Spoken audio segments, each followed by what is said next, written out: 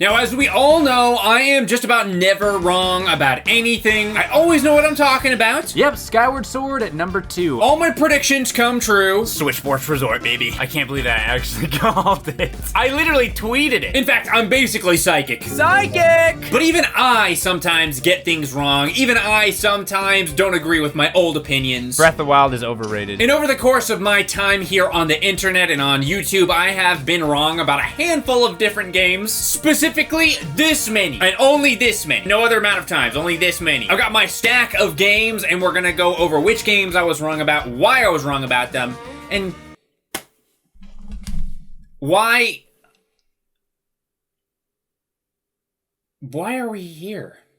First, let's start with one of my favorite game franchises, Harvest Moon, specifically Harvest Moon Animal Parade. I've talked about Harvest Moon a lot. I've done a lot of videos on my Peanut Butter Gamer channel. We've talked about it some on this channel as well. And as I've stated before, I do think that the Harvest Moon series, around the time that this game came out, was when the series started going downhill a little bit. And for a while there, I did actually think that it started going downhill, specifically when Animal Parade came out. I wasn't really that big of a fan of it when I first played. It's very different from the other Harvest Moon games, especially the classic ones I was used to playing. The older games, despite being sort of pixelated graphics and everything, they have a more realistic tone. A Wonderful Life is a good example of that for the Gamecube, where that one actually is in 3D. It feels like a real little town that you live in. There are like magical fairies and creatures, harvest sprites and stuff like that. But for the most part, it just feels like you're living a normal, realistic farmer life. Animal Parade, on the other hand, was a little bit more cartoony and goofy. It had some gameplay mechanics, especially involving the story, that didn't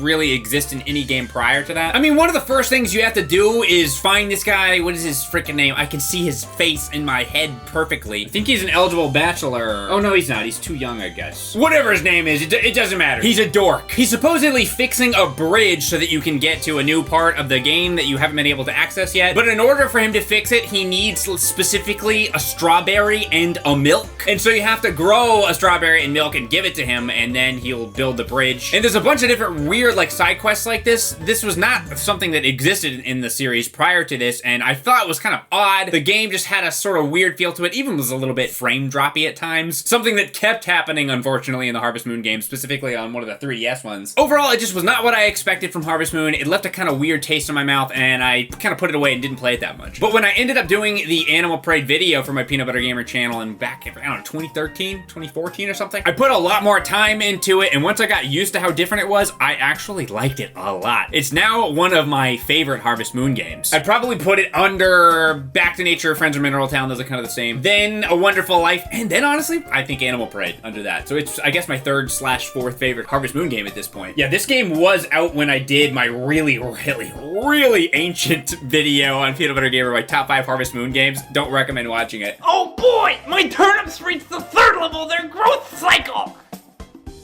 And I didn't even include this game. I think that's kind of a shame looking back on it. I should have given it more of a chance. I was wrong. Can you believe it? Next, I have this game. You'll notice that I'm not holding a game. So that's a hint as to the kind of wrong I was about this particular game. Again, if you're a newer subscriber to this channel, you might not know that I originally had a channel called Peanut Butter Gamer. I do still upload there.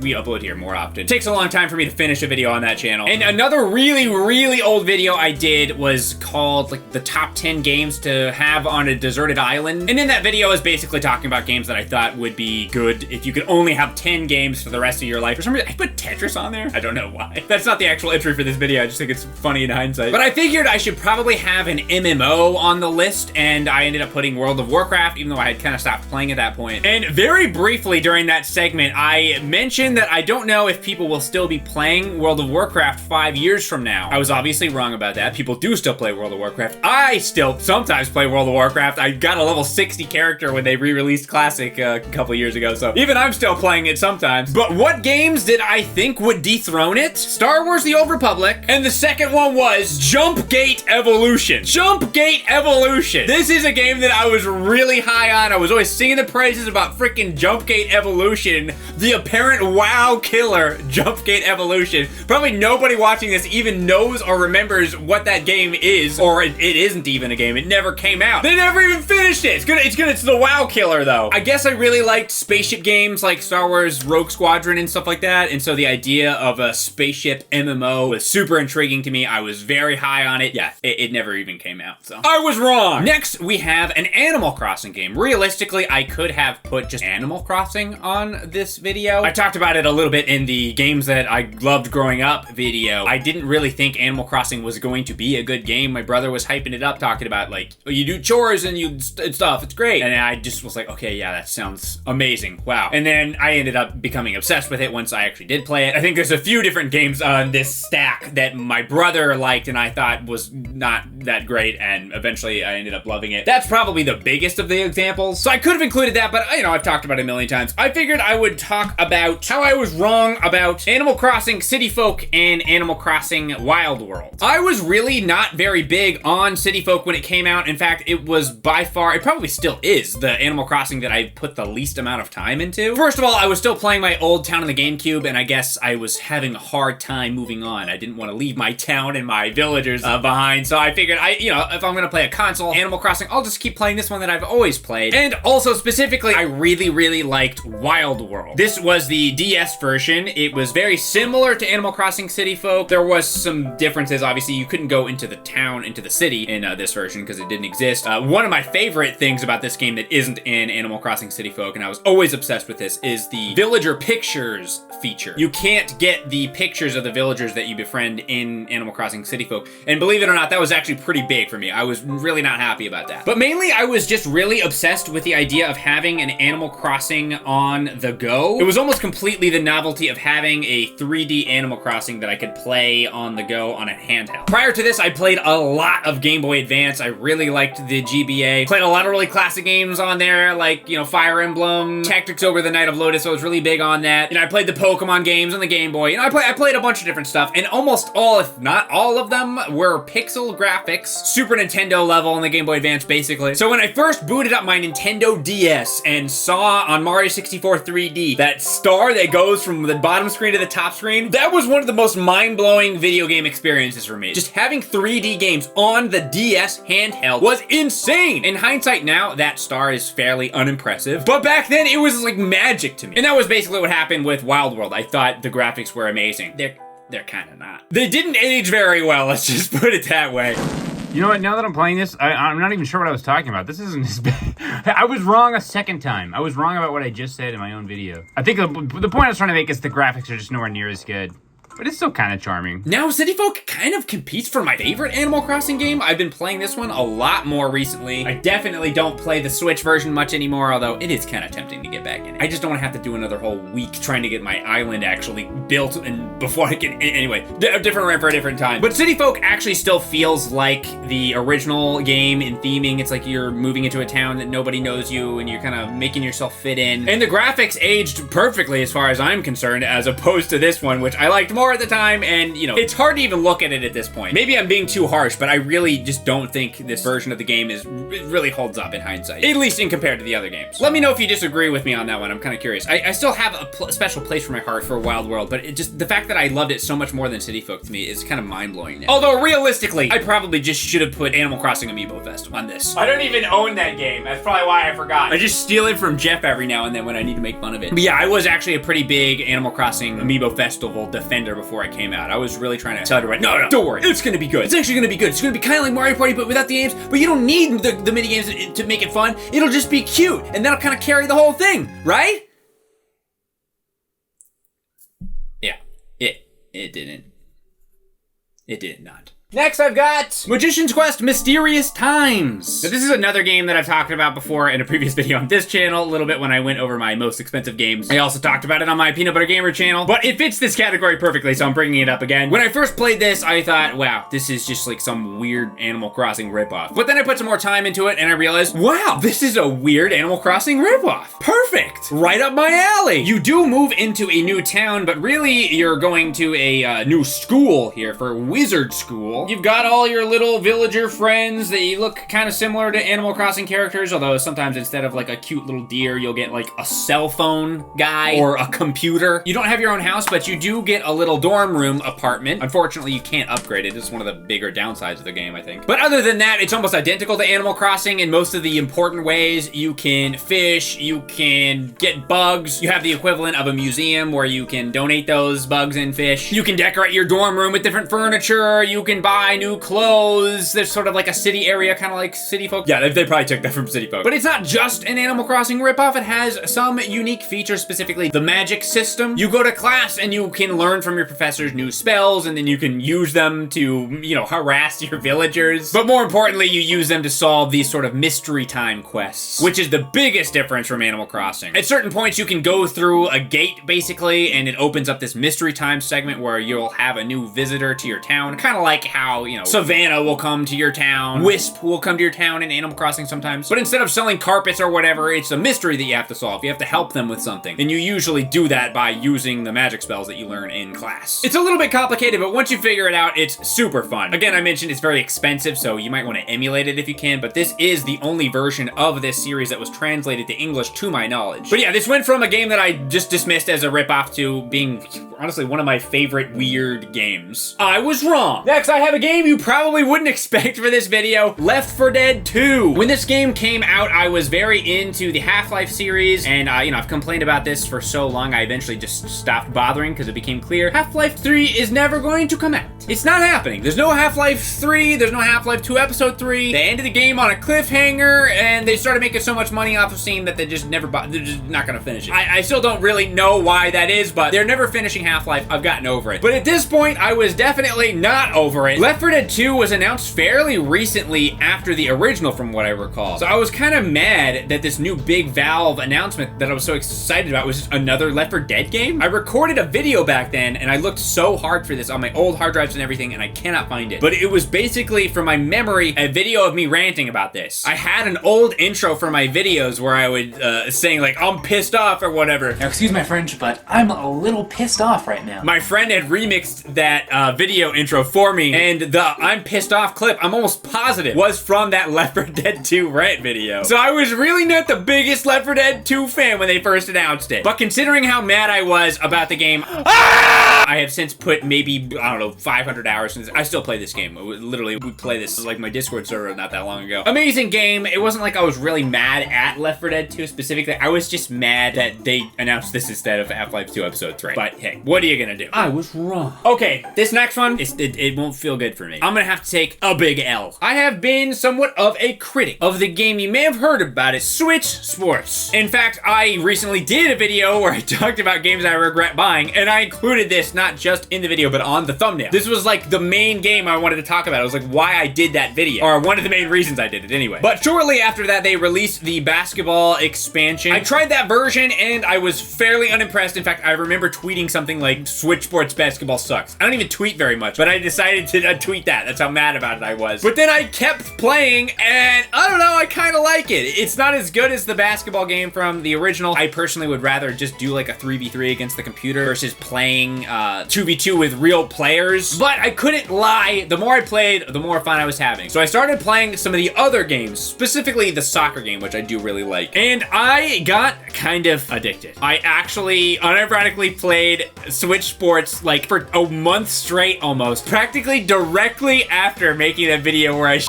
on the game, I became addicted to it. It's mostly the soccer version that I played. That's definitely the best. I still remember the moment. I don't think I had it like recorded or anything, but my teammate passed me the ball and I did a curve shot. It went like a crazy spin, went into the corner of the goal just as the goalie was diving to try to get it. And I was like,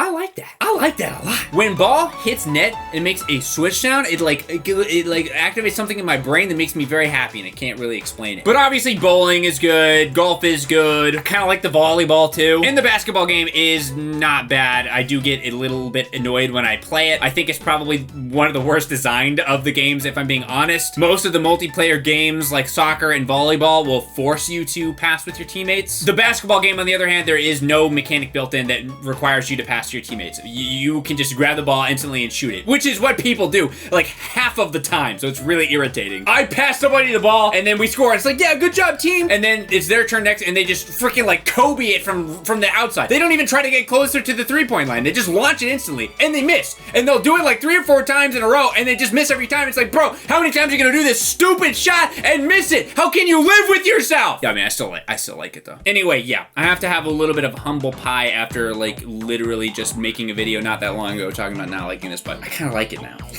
Funny how that works. Not that it's as good as Wii Sports Resort or anything. It still isn't. I feel like most of my criticisms of the game are still valid. It's like those criticisms haven't changed. I just kind of stopped looking for the game I wanted it to be and just tried enjoying it for what it is. And, you know, big surprise. Once I dropped my preconceived notions of what I thought it should be, I did like it. Still not as good as Wii Sports Resort though. But I was wrong. Kind of. Only partially wrong. Next game is not Mario Party 4. It's actually Mario Party 8. I don't own Mario Party 8, so I just grabbed a Mario Party game as to remind me of which game I was talking about. In my live streams, I used to constantly make fun of Mario Party 8. It was like a sense of a sick, twisted enjoyment I would get to make fun of Mario Party 8 because I had a lot of people in my audience who loved Mario Party 8. So I just always shit on it for no reason. Like, I take just about any opportunity I could. I never liked that game very much growing up. It was on the Wii, but I didn't really think most of the motion control games were that good. It's the one with the notorious, like, you know, the Coke minigame. There's also ones like Crank the Rank. I specifically remember that one. Oh god, it's Crank the Rank. Freaking Crank to Rank?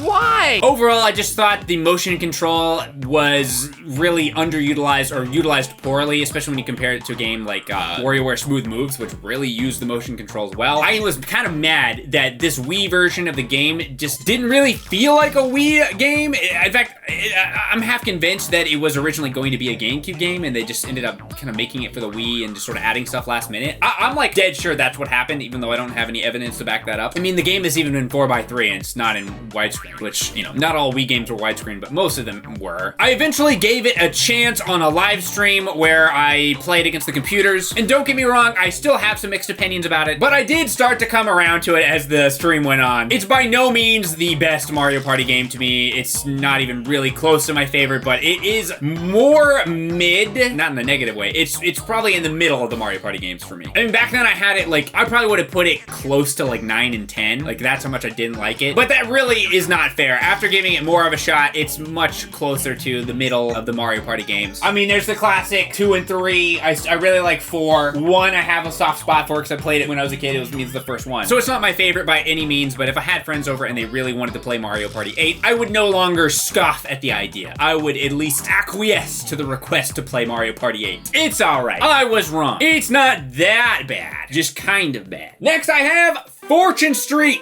As we just went over, I was a big fan of Mario Party growing up. It was one of the games I was most obsessed with, and me and my brother played it all the time. Then when the Wii came out, my brother was a big fan of Fortune Street. I don't remember how he found out about this game, but it got to the point where he was constantly trying to get people to play it with him. He was trying to get me to play with him, and it's just like, bruh, why would I want to play a game about money and finances? It's like a Mario Party without Mario Party mini games, and it's basically just like a Monopoly, boring, what is this game? That was a direct quote. Probably.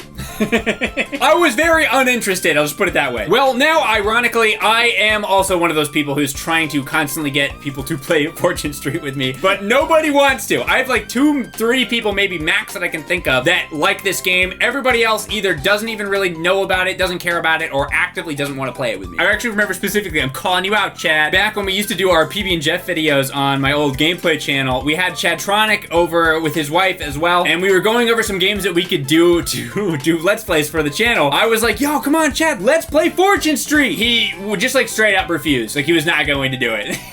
It's like people don't just not want to play, they actively don't want to play. Like, they specifically would rather do almost anything other than play it. Which, you know, it's what I deserve, because that's how I treated my brother for all those years. But yeah, Somebody like, please play Fortune Street with me, maybe? Somebody come over and play Fortune Street with me. I'll be waiting. I was wrong, and I'm now suffering for it. Next, I have another game that my brother used to really like that I didn't, and then eventually came around to. The Castlevania games. I don't remember the exact name of the GBA Castlevania games, but my brother was always playing them, and I don't know, I just was not interested at all. I always liked kind of colorful, cutesy stuff, you know, like Animal Crossing, Mario, Pokemon, stuff like that. And Castlevania just seemed a little bit dark to me, like, you know, you're fighting vampires and like monsters and stuff. It just wasn't really up my alley, or at least I thought it was. But I did eventually try the DS version, Dawn of Sorrow, and I was blown away by the game. It's so cool. I can't believe I was sleeping on it. In fact, I still haven't, like I said, played those Game Boy Advance Castlevania games. I probably should go back and play them. I'm not the biggest Castlevania fan in the world or anything, but I have a much greater appreciation after playing through this game. The pixel art of the enemies alone is just so cool. I don't typically like doing this sort of Metroidvania exploration, but it's worth it to me in this game just to see all the different enemies that you fight. The combat system is a lot more fun than I initially intended because you can get all these different kinds of abilities that really vary up the gameplay. Sometimes they're not really very good, but usually the powers that aren't very good are the ones I like to use the most. I did eventually play Castlevania Symphony of the Night for the PS1, and oh man, I really like that. I played it through basically 3 times at this point, although I never beat it. I'm pretty bad about that. Am I the only one? Surely I'm not. Maybe I should do a video where I go over all my favorite games that I got really close to beating and then didn't. That's probably a different video I could do. So yeah, don't even have that much to say about it. Not like the biggest fan of Castlevania in the world, but I really have a greater appreciation for it now as opposed to when I was young. Okay, next I have a pretty iconic one for me, I guess. The Legend of Zelda Twilight Princess. I notoriously did a top 10 Zelda game video back in the day on Peanut Butter Gamer. I probably should have deleted it at this point out of shame, but I did not. And in that video, I put, I think, Twilight Princess at number 9. And guess what I put at number 8? Zelda 2. Zelda 2, The Adventures of Link. Better, according to me, than Twilight Princess. Freaky looking lady. Nintendo, no want. Move this man!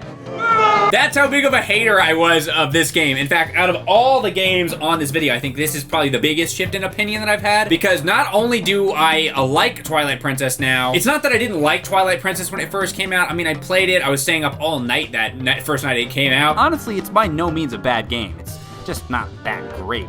At least not great in terms of Zelda standards. I was just really hung up on how different it was from Wind Waker, which I fell in love with. That cartoony, cel-shaded graphic style, and it felt like Nintendo was listening to all the haters. So many people were like, man, this game's too cutesy, it's not like Ocarina of Time, it's not like Majora's Mask, this doesn't feel like a real Zelda game. And I was a big defender of Wind Waker. I loved it, loved the art style, I loved everything about it. And then when they finally announced Twilight Princess, it felt almost like a betrayal. Like, oh, well, they listened to all the people who hated on Wind Waker and, you know, did some dark, like, over-serious Zelda game almost to make up for it. At least that's what it felt like to me at the time. In fact, I don't think I even beat the game back then, although maybe I did. I guess I beat it maybe like a couple years after it first came out. I eventually got around to it. I think what happened is that I let my preconceived notions of the game being this sort of like slap in the face to Wind Waker, I let that negativity influence my opinion of the game, and I didn't enjoy the game for what it was. Again, that's a theme that's come up a couple times so far. I was mad at what the game wasn't versus appreciating it for what it was.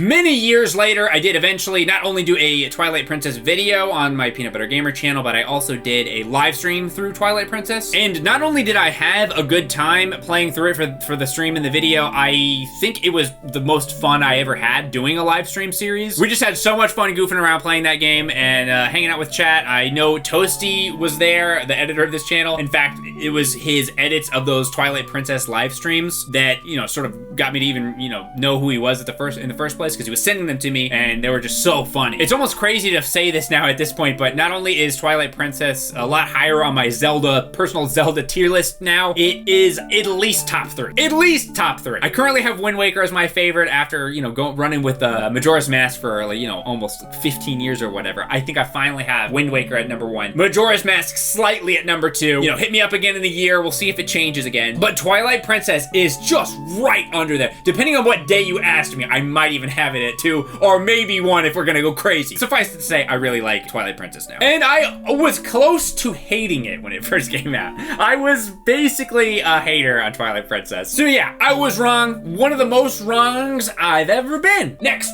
Super Mario 3D World for the Wii U. The Wii had a lot of different Mario platformers. I've been over it before, how much I never really cared that much for those games. You know, I wouldn't hate on them. I'm not saying they're bad, but I was very disillusioned with the Super Mario Brothers games at that point. Obviously, I still loved all the 3D Mario games. I mean, I was obsessed with Mario Galaxy 2, but I just kind of fell out of love with the 2D Mario platformers. So when Super Mario 3D World came out, it still had the Super Mario logo. It obviously wasn't exactly like the new Super Mario Brothers games, but I just had that sort of taste in my mouth of the new Super Mario Brothers games, and I just wasn't very interested in this game. I didn't even really play it at all when it first came out, and I just kind of assumed that I wouldn't really be into it at all. That is until I played it with Jeff on PB and Jeff. That series was so much fun. It was another one of those series that is like similar to the Twilight Princess live stream. The Super Mario 3D World Let's Play that I did with Jeff on PB and Jeff was one of the most fun series that we did. I think it really helped actually playing with another person as opposed to playing by myself. I still hold to the idea that it's probably not that great of a game to play by yourself, but playing with at least one other person, it just adds so much to the game. It's really a lot better than I was giving it credit for when it first came out. I mean, it is basically a 3D Mario game. It's not a completely 3D game like Galaxy or, you know, Mario 64 or something like that. You're still doing these sort of platformy levels and moving in a more linear format, but there's a whole lot of variety in the levels, and it's not as cookie cutter as I felt like the new Super Mario Brothers games were, if that makes sense. So yeah, I was wrong. Sorry, Mario. Okay, last but definitely not least, some of you may be aware of a game that was recently announced for the Switch, a little bundle of 2 different Wii games that came out back in the day, and I know that people are aware of it because people messaged me about it. I got so many messages about the Mysims Switch bundle that was coming out. One of the biggest influx of messages that I've probably ever gotten when that news dropped. And so I am here to finally say I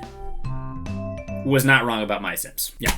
This game, it kind of sucks. I'm not sorry! I didn't clickbait you though. I actually do have 2 Mysims games that I am very, very sorry for. I will give a big apology to Mysims Kingdom and Mysims Agents. When Mysims first came out, I was very into The Sims and Animal Crossing, and it was sort of pitched, or at least I took it to be a game that was supposed to be very similar, but you know, a kind of mishmash of those 2 games in one. Well, unfortunately, that's not really at all what Mysims is. It's its own thing. And what it is something that I don't really care very much about. And I was angry and disappointed, so I made a sort of ragey video complaining about Mysims. Again, I don't really take that back. I think Mysims is just kind of not really that good of a game at all. You just kind of build things for people and then make them happy. I don't think the building mechanics are very fun. I don't think the characters are that interesting. The town is all like trashed and destroyed when you move in. Just not a lot of really appealing things about it. It was clearly made for a younger audience than I was initially hoping. Again, I thought it was going to be sort of like an all ages kind of thing. It's more aimed towards kids though, which I didn't realize when it first came out. But even still, I don't think it's really that good of a kids game, unfortunately. I know a lot of people disagree, and you know, you're more than welcome to let me know in the comments, but I just don't think it's that good. But a lot of people did obviously like it because it spawned a bunch of different sequels. The first one being Mysims Kingdom. And since I had so much fun doing the video on the first game, I figured, you know, why not do another one on the second game? And since I was so ragey about Mysims, I mean, I literally buried it in a forest because I hated the game so much. I never found that game, by the way. I went and looked for it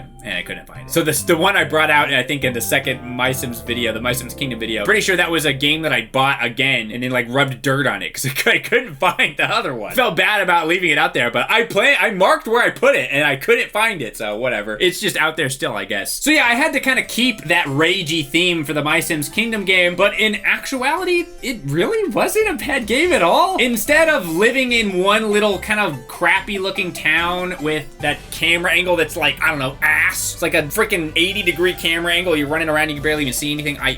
You know, okay, I'll stop hating on Mysims. This is supposed to be games I was wrong about, not games that I was 100% correct about, and nobody could possibly disagree. That's not what this video is. That's the next one. Mysims Kingdom was different. You start off on this one little island, and you have like some stuff that goes on. You get your wand thing, and then you move on to different islands, and you sail from island to island and island, and they all have different themes and different characters and things on those islands, and it just felt a lot more varied and more interesting in that sense. I also think the characters were more interesting. They had more personality. There was funny little gags and things. Is it a game that I personally like? No. I mean, the only attachment I really have to it is making the video. But I can't sit here and be like, wow, My Sims Kingdom is a terrible kids game. It's really not. I mean, I'd let my daughter play it when she's old enough. It's cute, it's fun, it's charming. It doesn't rely as much on that stupid building mechanic that I didn't like in the first game. And then My Sims Agents came out later. I did that video as well. And I think I liked it even more than My Sims Kingdom. I don't even have that much to say about it. It just felt a little bit more polished. It's just a goofy kids game. I really don't have anything bad to say about it at all. The only reason I even hated on them was just for the joke of it, I guess. I had the whole running joke, the whole running theme. I had to pretend like I hated these games. But in actuality, I mean, they're fine. They're not bad. It's kind of a shame, honestly, that My Sims Agents isn't on the Switch bundle because I think this is the best of those 3 games. Certainly better than the original My Sims, which, you know, I know obviously some people still like that game, but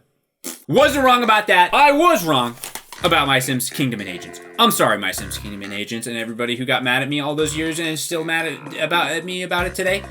Sorry, I was wrong. Thanks so much for watching. If you enjoyed this, make sure you give it a like and subscribe for more videos like this in the future, and you can check out some of my other gaming ramble videos here. See you guys next time. Bye-bye.